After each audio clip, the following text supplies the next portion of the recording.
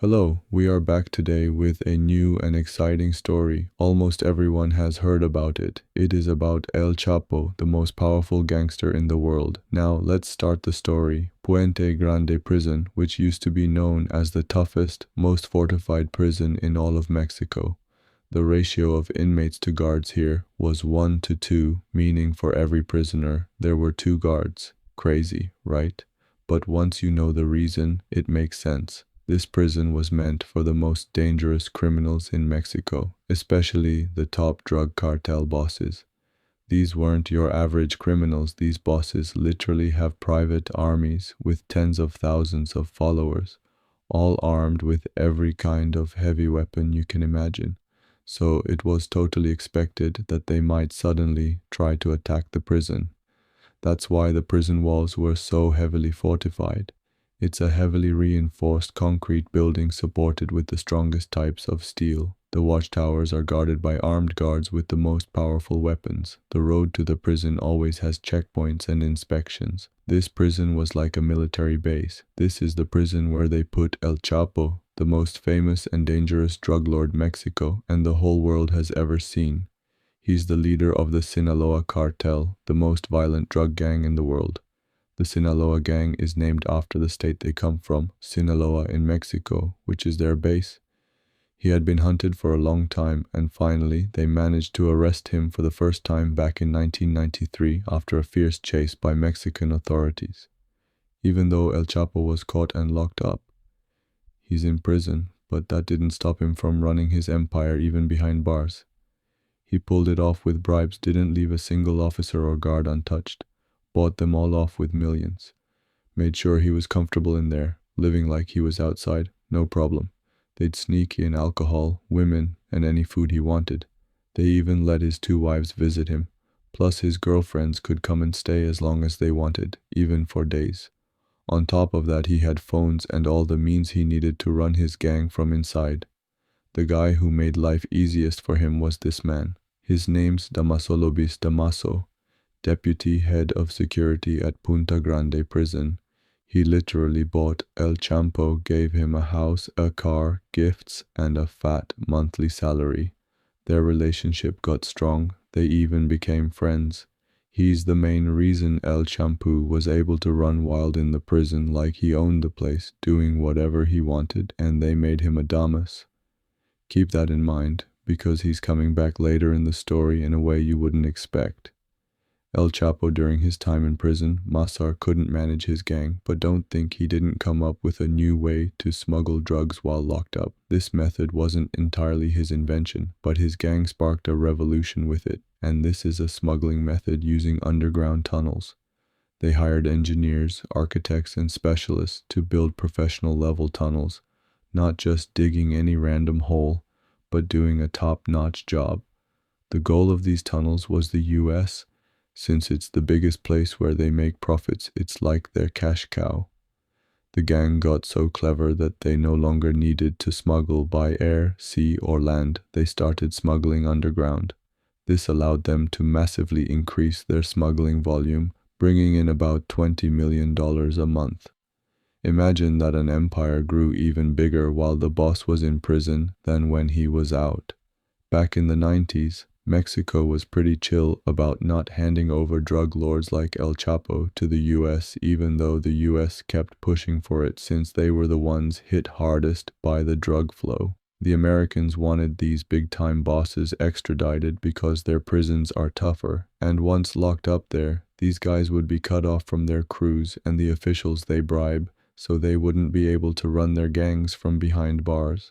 But Mexican authorities refused to do that, thinking they could handle their criminals themselves. Then, in 2001, Mexico's Supreme Court stepped in. There was a proposal to create a new law allowing the extradition of certain Mexican criminals to the US. El Chapo was chill in prison at first because he could do whatever he wanted inside. Of course, he preferred being free, but things weren't that bad, so he didn't try to escape or even think about it. But when he heard the Supreme Court might approve extraditing some criminals to the US, he sensed danger immediately and said, "No way, this won't fly. We need to figure something out. So he started planning his prison break, and it had to happen fast. In just a few weeks, he put together a full plan and began carrying it out. El Chapo knew exactly what he was doing. He had to keep the number of people involved in this plan as low as possible, so he gave a decent bribe to his buddy Damaso, the deputy security chief at the prison. He straight up told him he needed to escape from prison, and if Damaso said it was all good, no worries, they were in it together. Imagine, this guy is the deputy security chief in a prison that's supposed to be the toughest in Mexico. But what good is all the strength and security on the outside if there's corruption on the inside? Anyway, they agreed that Damaso would reduce the number of guards on January 19th, 2001. That was the day El Chapo wanted to escape. Of course, he wouldn't cut down the guards everywhere in the prison, just in the section where El Chapo was. Then he gave another bribe to a worker in the prison named Chapo. Chapo was one of the guys in charge of laundry. His job was to take the laundry cart and collect the prisoners' dirty clothes, then take the cart outside the prison and load it into a car that would take it to the laundry. Chapo was the perfect choice because he was just a regular worker who didn't attract any attention and just did his usual daily job, so none of the guards paid him any mind. The big day came on January 19th, 2001. Chapo opened Chapo's cell and helped him get into the laundry cart, then covered him up with the dirty clothes. Of course, they were able to do all this easily because there weren't many guards around. There were only a few in that area, but at one point, Shito was pushing the cart and reached one of the gates, which had a guard. Shito stopped the cart and left it to talk to the guard and ask him to open the gate. But because of the weight, the cart started rolling backwards on its own. At that moment, he was scared the cart would hit the wall, tip over, and expose them. Luckily, his friend noticed quickly, ran after the cart, caught it before it hit the wall or anything else, and then they continued on their way out to the prison parking lot, where the car was waiting right outside, so they got into the trunk, moved the car, and drove out of the prison. The guy driving was actually one of the prison guards, a corrupt one, working for the local gang. When they got past the main gates, no one stopped or searched the car. The escape was quickly discovered, but the chase took a long time to start because almost half the local police were on the gang's payroll, so they didn't move immediately. This delay gave the escapee a good head start, but later, the federal authorities got word of the escape, and unlike the local cops, they're not easy to bribe, so the federal forces started chasing El Chapo. Of course, they were waiting for us just outside the prison at a short distance.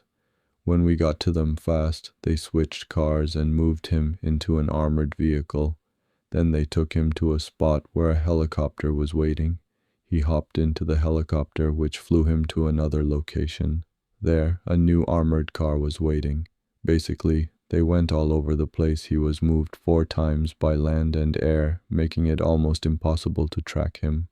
The last car El Chapo got into took him to Mexico City, the capital of Mexico.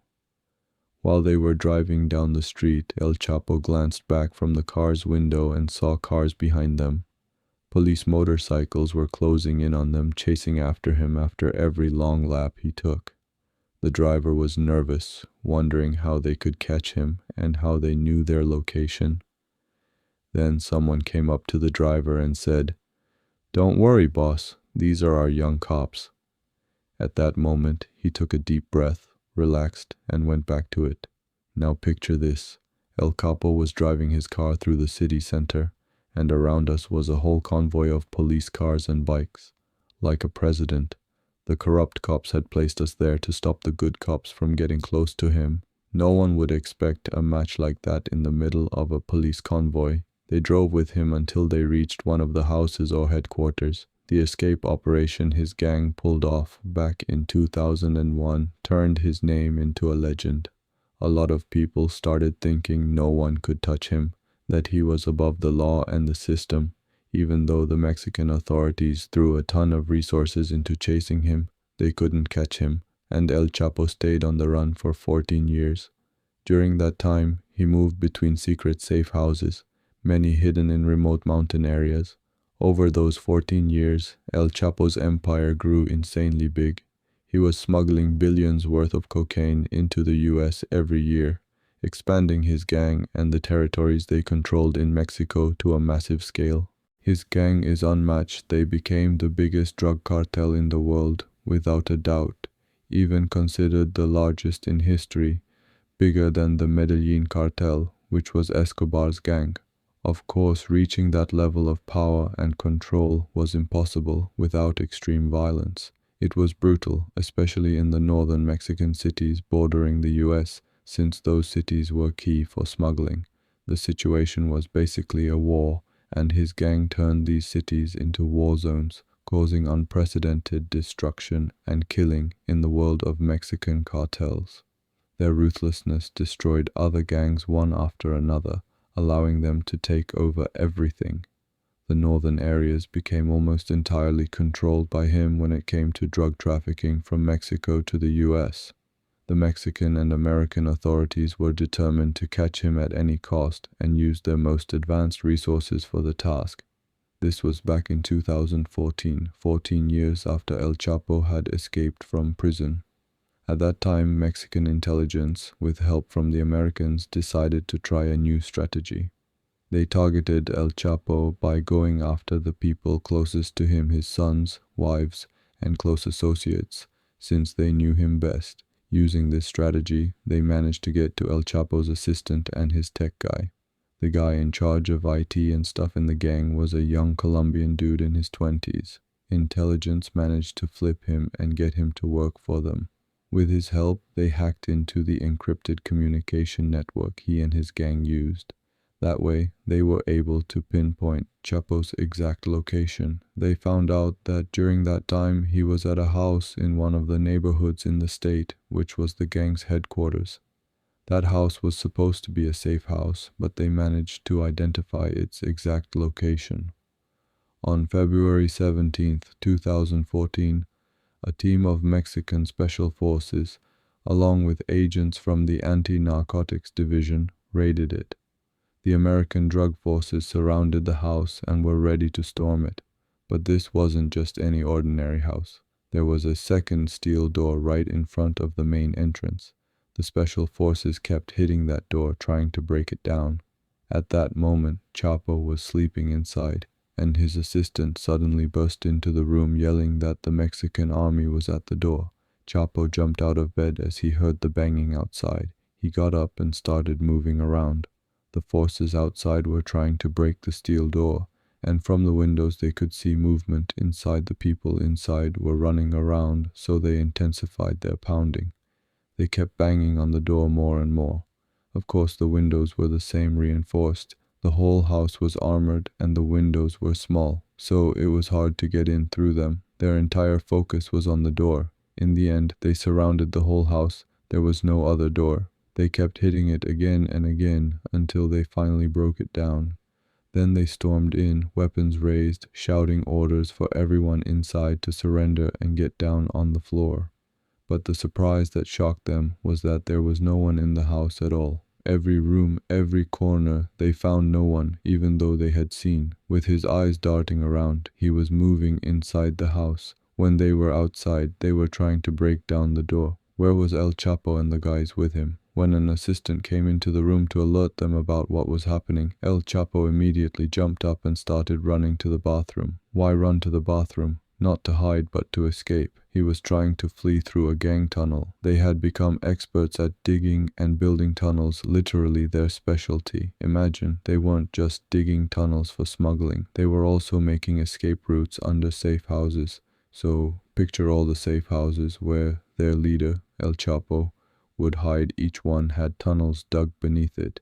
There's an escape tunnel underneath, so if the house gets surrounded, he can escape through it. The capo managed to get away through a tunnel dug under the bathroom tub.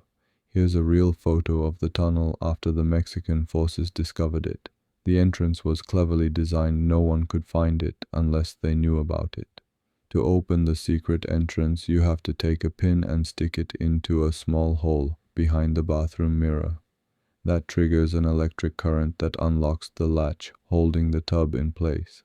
Then you lift the tub by hand. It comes up easily because it's supported by hydraulic arms underneath, So when the capo got into the tunnel, he pulled it out and escaped. The bathtub was locked, so the assault forces took their time searching the house until they found the secret entrance. That's how El Chapo managed to make his move. He escaped with his wife, his assistant, and his cook. They all got out through the tunnel. By the time the special forces discovered the tunnel, El Chapo and his crew had already vanished after the escape. El Chapo decided to go somewhere normal, a place no one would suspect. Instead of hiding in a safe house or one of those isolated mountain homes, he went to a city by the sea called Mazatlan, a place usually known as a tourist spot, where no one would expect him to be. He's still here, but what happened was the communication network got hacked. The Mexican forces accidentally found that house he escaped from. He had no idea they could track him wherever he went. Just 5 days after he fled that house, specifically on February 22, 2014, the Mexican forces, along with American agents, tracked El Chapo to a hotel called Marmar in this coastal city. They easily surrounded and arrested him in his hotel room. He had no protection or guards, and never expected they'd find his location so easily because he had no clue. How did they even track us in the first place? I had no idea his phone and network were hacked. Hope you guys are enjoying the video. These long videos take a lot of effort, so if you like it, don't forget to hit those nice likes. And if you are new to the channel, subscribe and turn on the notification bell. Alright? Cool, let's keep going. After El Chapo got arrested for the second time, this time they didn't take him to Puente Grande like before. This time they took him to the El Plano prison, which is considered the toughest prison in all of Mexico. Okay, you're probably wondering, if this is the strongest prison in Mexico, then why didn't they take him there the first time? The first time he was arrested was in 1993. Back then, the El Blanco prison had just opened and wasn't as tough or fortified as it became later. The real fortification happened in 2014, when he was arrested for the second time. From that moment on, the place was like a military fortress. There were so many guards, weapons, and equipment inside. The outer wall was surrounded by a bunch of watchtowers, each with 3 or 4 heavily armed guards. Even though the prison walls were basically just fences, they were built in layers. You'd first see one fence, then another behind it, and sometimes even more. The third fence area has these heavy, reinforced fence bases that are about a meter thick. Even in the digging zones in front of it, there are trenches. All these fortifications are to stop any external attack because, like I said, the criminals locked up here have their own private armies, so they have to be ready for an outside attack. Man, they even have armored vehicles inside the prison. On top of all that, flying is completely banned over the prison area because they supposedly have anti-aircraft weapons ready for any air attacks. It's crazy. Plus, cell networks and mobile phones don't work anywhere inside the prison, only landlines are allowed. And the most important thing is the officials and guards. In this prison, they pick people very carefully, so it's hard to bribe anyone. Even though the prison held some of the most dangerous criminals and gang leaders in Mexico, not a single one managed to escape. Of course, as soon as he got there, he started thinking about an escape plan, because he was scared the Mexican authorities might hand him over to the US at any moment. After that, everything would be over. Since phones and communication networks weren't allowed in the prison, the only way he could stay in touch with the outside world was through the people allowed to visit us, and in reality, there were just 2 of them. The first was his lawyer, Oscar Lopez, and the second person was his third young wife, whom he married in 2007. She was 32 years younger than him, so El Chapo started coordinating with her to get his message to his kids and followers outside. The 4 kids, all of whom were leaders in his cartel, each have their own story. Some of them caused big problems in Mexico recently. You might have even heard about them in the news. But imagine, these kids weren't even the main leaders of the cartel after El Chapo. He had another guy outside the family who was basically his right-hand man. Can you guess who that was? We've actually covered him before and told you to keep an eye out for him.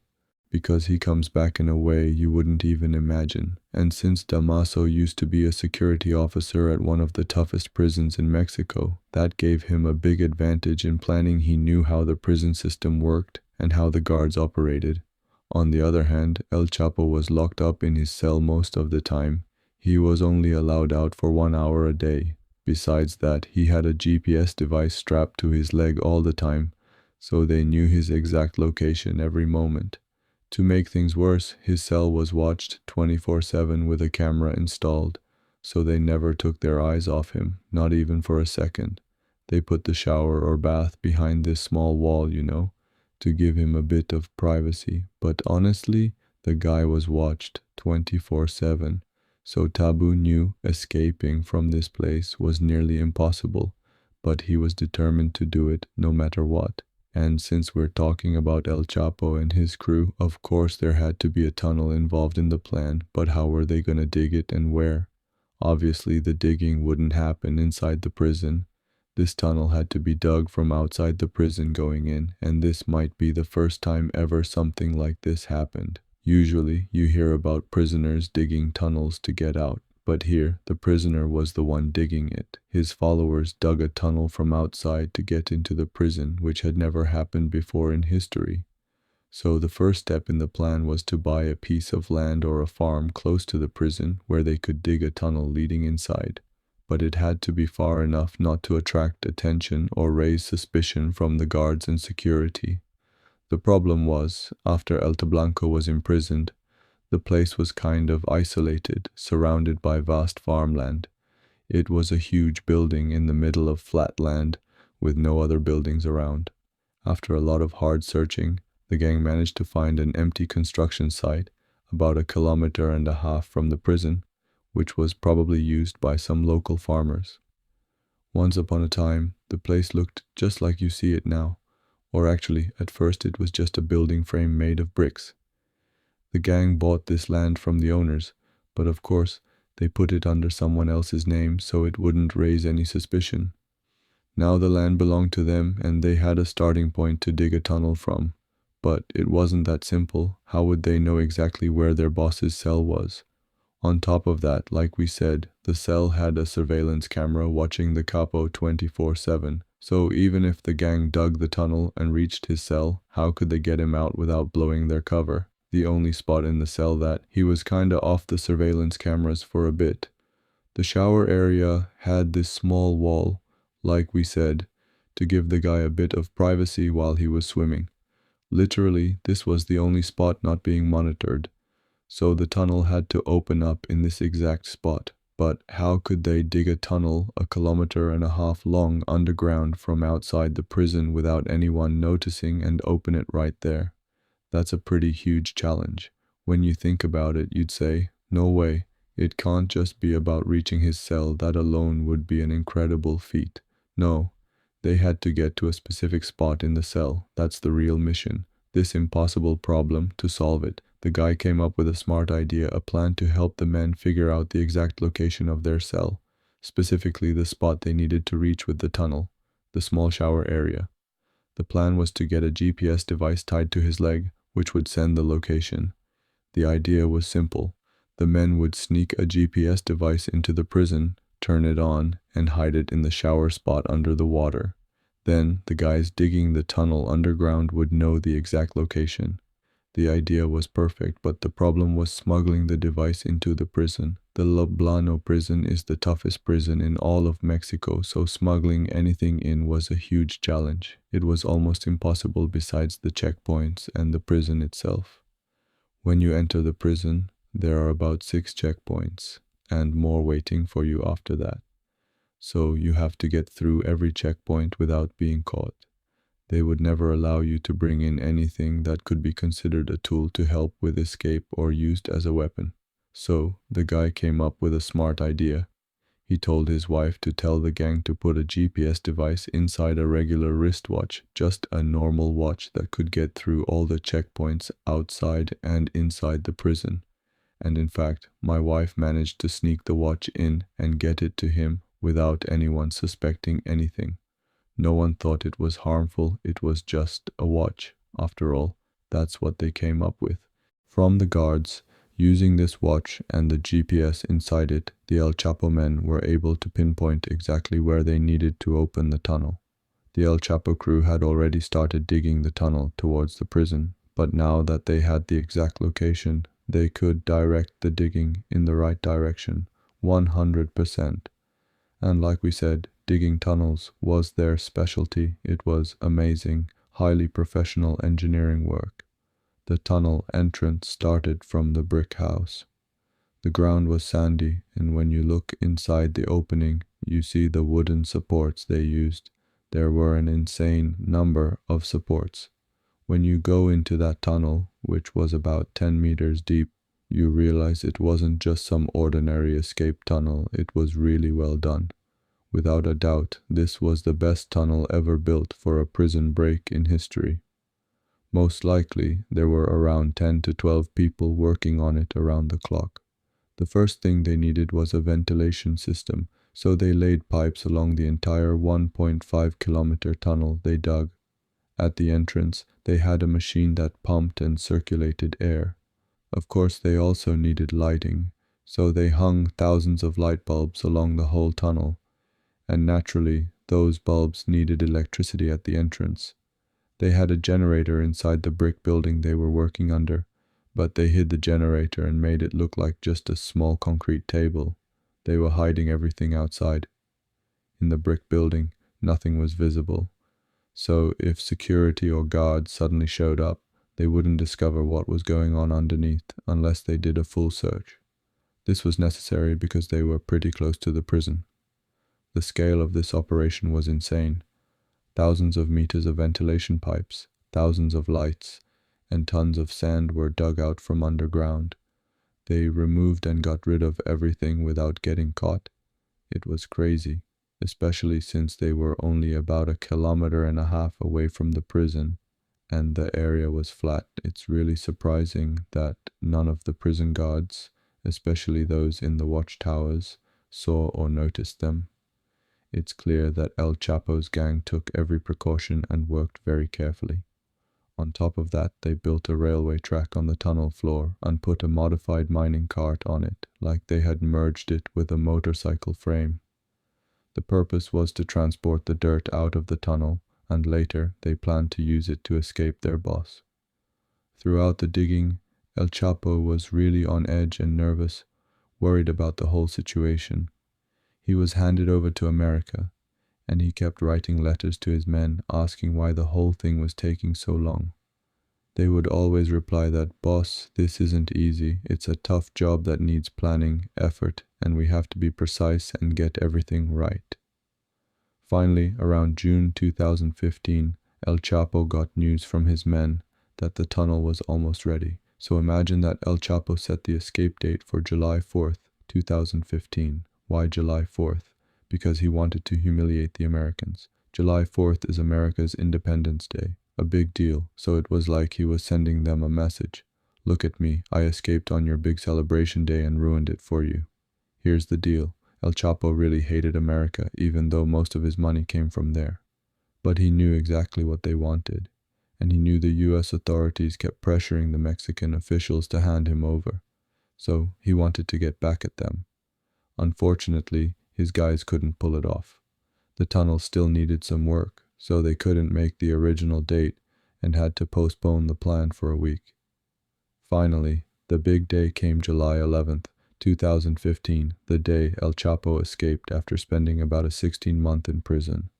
That night, El Chapo was watching a comedy show on his little tablet, volume turned all the way up. He was trying to cover up the noises happening around him, while his men kept opening the hatch from underground every now and then. He kept getting up, pacing back and forth in the cell, clearly anxious, just waiting for the signal from his guys. At exactly 8:10, after they opened the hatch, El Chapo sat on the edge of the bed and started putting on his shoes. Then he stood up and walked to the shower, the only spot in the whole cell not covered by cameras. From that moment on, El Chapo vanished from his cell and disappeared into... The guys opened the door for him and he went down the stairs. In the tunnel below, he met his wife's brother. The brother motioned to a car and told him to get in. So El Chapo got in the car, or actually, it was a bike on the railway track, and drove it as fast as possible through the tunnel to reach the other side. When he got out near the Tavok house above, there was a quad bike waiting for him. He hopped on with one of his men, and they took off right away. Meanwhile, at the prison on the other side, the guards took about 40 minutes to realize a jailbreak was happening after they saw on the security cameras that El Chapo wasn't in his cell anymore. They went to check on him, expecting he was hiding or sitting behind the shower wall, but they were shocked beyond belief when they found the opening and the tunnel underneath it. Right then, alarms went off and a state of alert was declared, but it was too late. The guy was already on the move and had covered a long distance. Then he reached a big truck waiting for him. He got into the truck's trailer and they shut it tight so no one could see him from outside. After that, the truck drove for about 2 hours until they reached a town called San Juan in an area named Carretero. There they put him on a small private plane, and he was the one flying it. This guy is one of the pilots that he trusts the most, and this time he was super careful, didn't want to leave anything to chance. He actually prepped 2 planes. The one he flew to his destination, and a second plane as a decoy to throw off anyone who might be tailing him. El Chapo decided he'd head back and hide out at their main base, which was like a house or mansion tucked away in the mountains of Sinaloa, the heart of their operation. That place was the syndicate's safest, most secure spot, and they called it the Chop Escape Operation. It caused a huge embarrassment for the Mexican government just a year before they caught him. They were bragging in front of everyone, calling his arrest a huge win in the war on drugs and crime. So now the Mexican authorities went crazy and decided to throw a big chunk of their forces and resources into chasing El Chapo and catching him no matter what. If there were secret hideouts deep in the mountains, it might be tough for the security forces to track us down. But El Chapo, man, he was chill moving between cities, visiting his gang's bases and headquarters, meeting with his guys, giving and taking orders, directing them. This was crucial to keep his power and control in the cartel world. In a drug gang, the boss has to have a strong presence. He had to keep his status, so if he stayed hiding out in the mountains, he'd lose his leadership. The tracking came and went, moving around a lot, which made following him really tough, especially since the Mexican authorities were backed by the Americans, and there was unlimited cooperation on the El Chapo case. The Mexican forces had access to advanced American technology for tracking and surveillance. They had high-tech devices and satellites watching from space. The Mexican intelligence team, with help from the Americans, managed to pinpoint a house located in a city in the northern part of Sinaloa state. The intelligence noticed that house. There's some movement among members of the El Chapo gang. They started tapping their calls and noticed they were using the nickname the grandmother for someone. Like they'd say things like, "The grandmother is coming, get ready," or "The grandmother will arrive tomorrow," stuff like that. It was clear they were referring to a specific person with this nickname, and obviously this person was important. The intelligence folks even suspected it might be El Chapo himself. Sure enough, the next day, a convoy of 3 cars showed up. It was obvious this convoy was for someone important, all tinted windows so you couldn't see inside. As soon as they arrived, they went straight into the house's garage right under the agent's watch. They couldn't figure out who this guy was when he showed up, so the intelligence team kept eavesdropping on calls and watching the house for a while. During that time, they became pretty sure the guy they were after was at that house, the same person they called El Chapo. How did the intelligence officers confirm this? Because they heard his voice, or at least a voice they believed came from the calls they were monitoring. On top of that, they saw the level of security and preparations around the house, which no one else but El Chapo would get. So on the morning of January 8, 2016, just 6 months after El Chapo's escape, the Mexican forces decided to. A big group of special forces raided the house surrounding the place. They also had backup from agents of the U.S. Drug Enforcement Administration. When they stormed the house, a bloody gunfight broke out between them and El Chapo's men. There are videos documenting the raid. If you want, you can look them up yourself. They're footage from cameras mounted on the soldiers, so you see the fight from their point of view as they exchange fire with El Chapo's guys. It was a fierce battle, but all the casualties were from the gang's side. Some of the special forces were injured too, but no one died because their attack was precise and well organized. So, what happened with this intense fight? Did El Chapo die or get caught, or what exactly went down? Well, my friend, they never found him, so you might say, but didn't they say they were sure he was in the house? Where did he go then? Honestly, I don't think I need to answer that question. You should have already figured out what's going on by now. The guy escaped again through an underground tunnel. That mirror you see in front of you? It was actually a secret door that opened onto an underground tunnel. He escaped through that tunnel, and his men were still fighting the special forces above while El Chapo got away with one of them. After the close helpers got out of the other side of the tunnel, they stole a car from some poor guy just minding his own business on the street. Suddenly, they jumped on him, threw him out of his car, and took off like they were playing GTA or something. Man, thank God at least. Unfortunately, when it comes to El Chapo, the security forces didn't just block off the house, they were spread all over the area. As soon as the news came through, they started patrolling the whole neighborhood immediately. Then, about 20 kilometers from the house at a security checkpoint, 4 federal police officers managed to arrest El Chapo and his helper as soon as they spotted them. That was the first thing that happened. He tried to bribe them, saying, "Let me go and you'll see the money and everything will be fine." But what he saw was the ruin of his life. Unfortunately for him, these police officers were honest and refused the bribe. The guy got angry, started cursing and threatening them, saying, "All of you are going to die, not just you but your fathers, mothers, kids, and everyone you love. I'll take them, torture them, and kill them with my own hands." He was threatening like a madman, hoping his name would scare them into letting him go.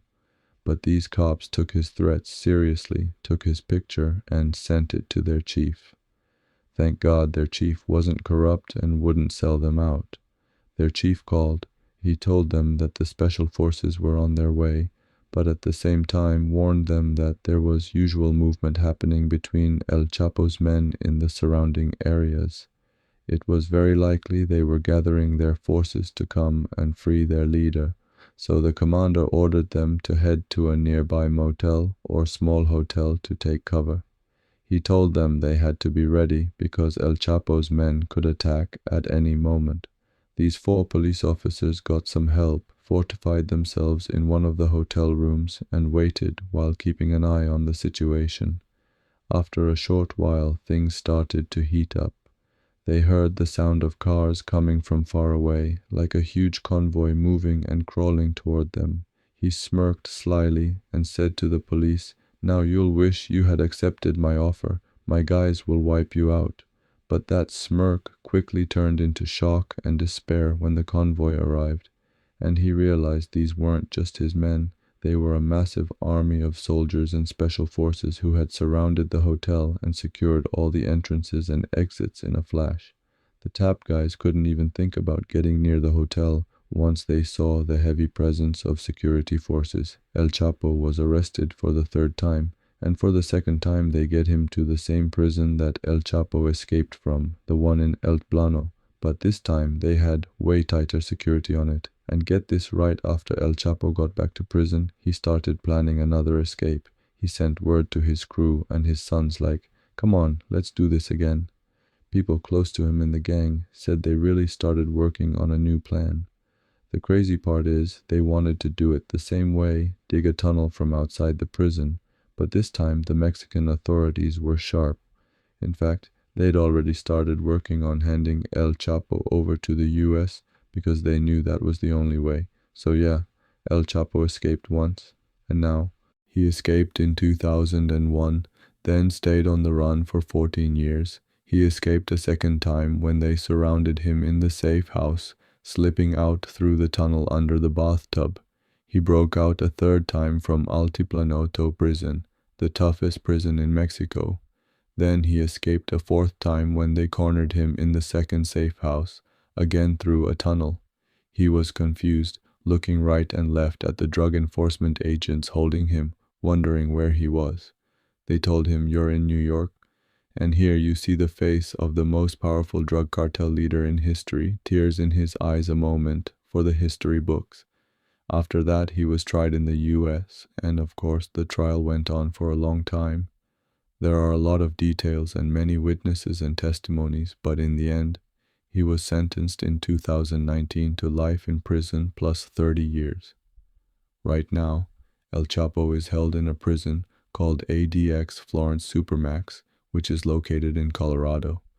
This prison is considered the toughest in the entire US. They put inmates there who are seen as too dangerous, even to other prisoners. Basically, everyone there is kept in solitary confinement, and their contact with guards is very limited, barely any communication. They're basically cut off from the world in a scary way.